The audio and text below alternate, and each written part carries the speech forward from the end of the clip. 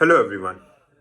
तो हम बात करेंगे कि यूपीएससी के इस जर्नी में undoubtedly one of the toughest journey any aspirant could face. तो इस जर्नी में हम खुद को मोटिवेटेड रखें कैसे? काफ़ी बीच बीच में डेविएशंस आते हैं, डिस्ट्रैक्शंस आते हैं, डीमोटिवेशन होता है, हमेशा सेल्फ डाउट आता है कि क्या मैं कर पाऊंगा कि नहीं कर पाऊंगा। The syllabus is so huge. एक पीयर प्रेशर भी रहता है कि यार मेरे दोस्त लोग तो भाई कोई एमएनसी में पैसा कमा रहा है, कोई फलाना जगह, कोई अब्रॉड में है, कोई इधर जॉब कर रहा है, मैं इतने साल का हो गया हूँ अभी भी जॉबलेस बैठा हूँ।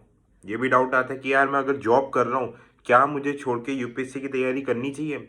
अगर पता चला नहीं निकला तो मैं आगे क्या करूंगा? फाइनेंशियल प्रेशर है, lot of things are there. सबसे मेन चीज, ऐसा कोई टॉपर नहीं है। आप किसी भी टॉपर का इंटरव्यू उठा के देख लो, ठीक है? ऐसा कोई टॉपर नहीं है जो ये बोलेगा कि जिसके लिए जर्नी बहुत इजी रही होगी। The journey of UPSC is like climbing a mountain. पहाड़ चढ़ते हो, ठीक है?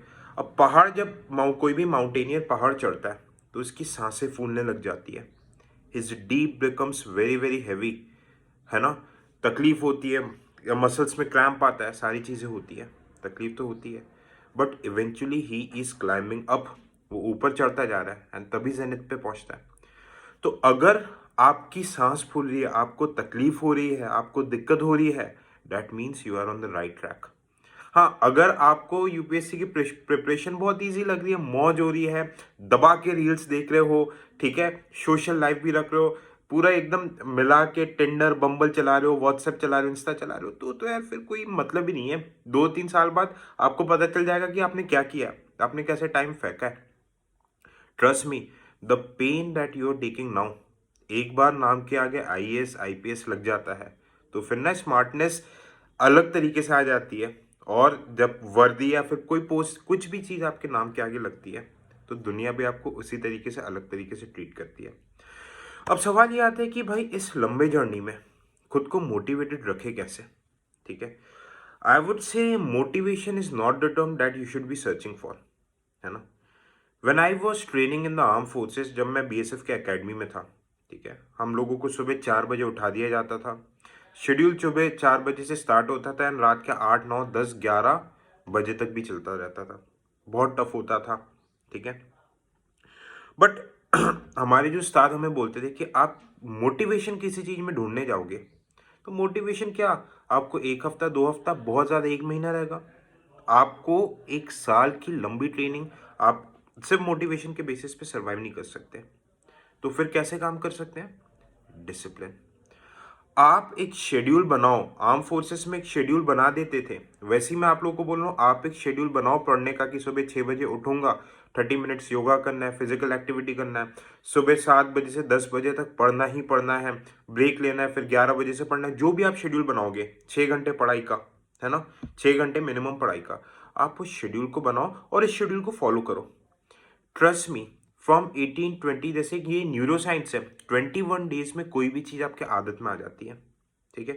तो 18-20 डेज के बाद धीरे धीरे धीरे जो पहले तकलीफ होगी, है ना, आपका मन डिवेट करेगा कि यार मुझे नहीं करना भाई, छोड़ो इस चीज़ को, अब तो यार क्यों ही कर रहा हूँ मैं इतनी मेहनत। बट अगर आपने उस टाइम पे अपने, बोलते हैं ना, सेंसेस को, अपने माइंड को कंट्रोल में कर लिया, 18-20 डेज में जो आप डिसिप्लिन के बेसिस पे जो शेड्यूल बनाओगे, आप उसमें हैबिचुअल होते चले जाओगे।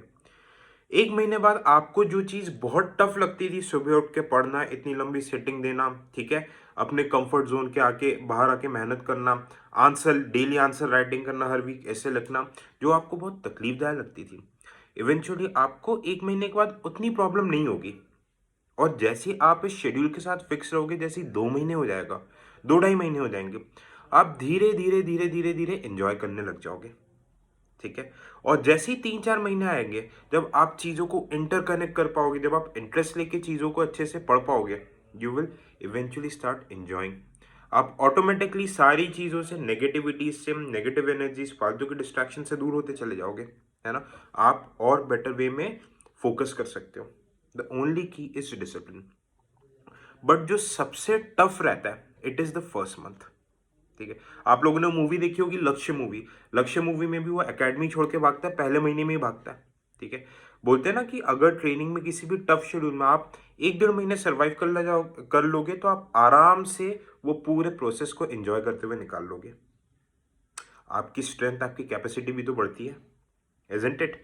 तो सबसे पहली चीज डिसिप्लिन को लाने के लिए क्या करना है, आपका जो मोबाइल फोन है, सबसे पहले मोबाइल फोन हटाओ यार।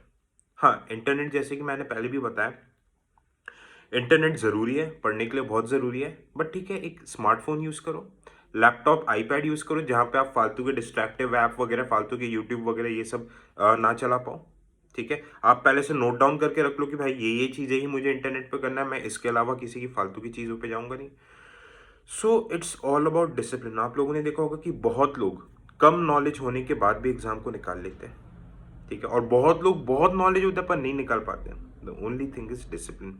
मोटिवेशन, आईएएस ऑफिसर्स की एंट्री, आईपीएस ऑफिसर्स की एंट्री 1 हफ्ते तक मोटिवेट करेगा। पीक आपका जितने ऊपर जाएगा उतनी तेजी से डाउन जाएगा, जैसे कि स्टॉक मार्केट पे होता है ना? तो व्हाट आई वुड सजेस्ट, आप थोड़ा सा आउट ऑफ कंफर्ट जोन जाके एक अपना शेड्यूल बनाओ, जिसमें फिजिकल एक्टिविटी होना चाहिए। हाँ, आधे पौन घंटे का सोशल लाइफ होना चाहिए। इट इज़ वेरी इंपॉर्टेंट, नहीं तो बंदा मतलब एक तरीके से मेंटल फटीग आने लग जाता है। आप उसको फॉलो करो स्ट्रिक्टली, एंड आप मुझे 1 महीने बाद इसी कमेंट सेक्शन में बताना कि आप में चेंज आया है कि नहीं। Thank you so much. जय हिंद।